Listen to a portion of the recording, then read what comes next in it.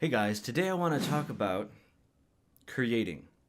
This is a video for all my fellow creators out there, and particularly for those who might be just getting started, whether you're a writer, a painter, you're doing videos, whatever it might be.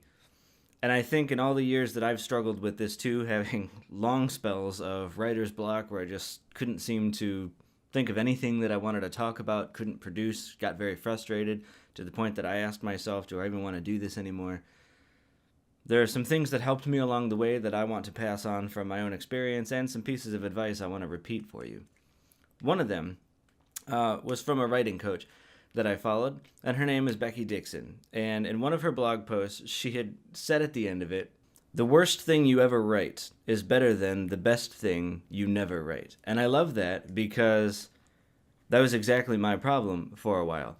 I thought to myself, well, my blog is going to be a showcase of my writing professionally, and so only the very best of what I've done can go on this blog. But guess what it does to you, kind of internally, when every time you sit down at the keyboard, you tell yourself, okay, self, this has got to be the best that I've ever done today. Ridiculous. Nothing you write that day or think of is going to qualify in your mind. It's not going to meet the filter, and so you'll end up with nothing. The mind is sort of like a muscle like anything else. You use it or you lose it. So you have to write every day if you're a writer. You have to paint every day if you're a painter, and so on.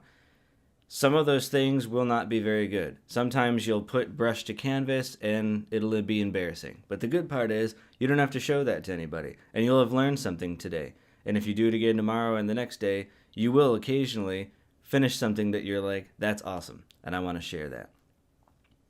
You have to do the crappy work to get the awesome work, I guess is a way that you could say it. And I think that's a central theme for all creators. The tenet here is don't let things stop you from creating.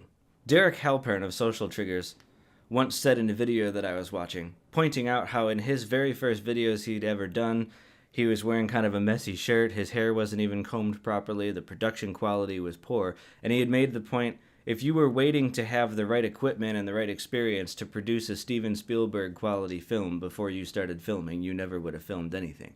And then he had basically said, the reason that I'm successful now with all the videos I do is because I was willing to get on camera before I was quote unquote ready. I think that's a great point, especially for YouTubers, etc. If you don't own a professional camera and all you've really got is your smartphone, I think that's fine. A lot of smartphones now take fairly decent HD video. Even if it's not the best, it doesn't equal a mirrorless or a DSLR camera, whatever. What is far more important is the quality of what you're talking about. Are you entertaining? Are you giving good information? Is it something that viewers really want to watch? I think if it is, who cares? Getting on camera, don't let the fact that if you put it on YouTube or on Facebook, don't let this thought of, I'm potentially in front of millions of people, because who knows how many people could end up seeing this video, and suddenly that makes me feel like I've just stepped out on stage and I'm staring at a gigantic audience, and I have stage fright. I've dealt with social anxiety as much as the next guy for many years, but what helps me on camera is just thinking of it like you're talking to a friend. Just talk to your buddy, just be honest, and just be yourself. It'll take care of itself. Trust me, it gets easier as you just keep doing it. I'm not saying I'm the model for which anyone should do videos. I'm just saying it gets easier. You'll be more comfortable with it, and that, of all the things that might make you reluctant to do a video that day, will not be the thing. I want to take a moment to just call out what I am not saying here is that you should just churn content. That if you're a blogger, you should just post every day because you want to be a guy who posts every day. If you don't have anything qualitative to say today, don't post today. One of the most beneficial things for creators that I see happening right now is this focus on authenticity. People are getting tired of this over-rehearsed, over-produced commercial-like.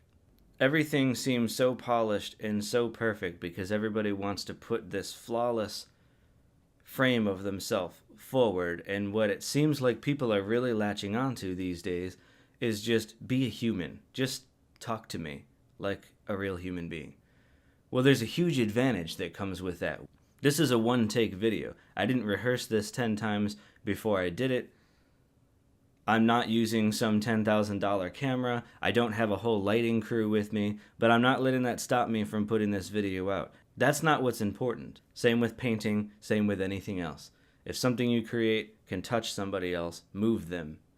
Anyway, I guess I'll wrap there. That was just a quick point that I wanted to make today, if that's useful to anybody else, and something of a reminder to myself. Don't let things stop you from just creating. Create in unideal circumstances for the sake of continuing to move yourself forward. That'll give you the momentum you need for the success that you're looking for, far more than start, stop, start, stop. Thanks for watching.